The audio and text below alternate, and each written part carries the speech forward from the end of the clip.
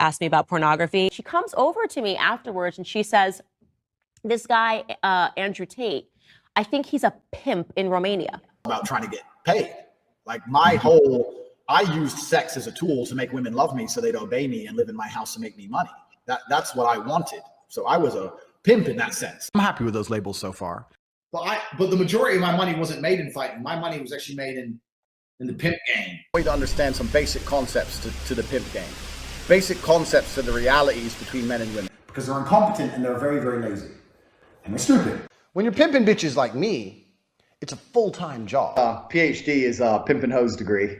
And I'm very close to the Trump family. I know them well, and I spoke to Barron after the incident, and I look forward to, once I am free, being with Donald Trump in person and reminding him that he's a bulletproof badass. Hey. Hello, Alina. Hi. Hello. Nice to meet you. I'm a big fan. We are, of course, objecting to extradition because Andrew and Tristan are innocent. They've never done nothing wrong. They shouldn't be extradited for crimes they did not commit. I said, what? And she's like, no, I think he's like actually a pimp in Romania. If you're a guy and you hold citizenship in America or in the United Kingdom and you decide to uproot to Romania, it's got to be because you can do a little more dodgy stuff in Romania. To the Tate PhD course, if you've bought this course, which you obviously have, congratulations, you're going to change your life for the better. I know exactly what I'm talking about. I'm fucking certified. That teaches basically how I got girls, how I met girls, how I got girls to like me, how I got girls to fall in love with me to work on webcam for me.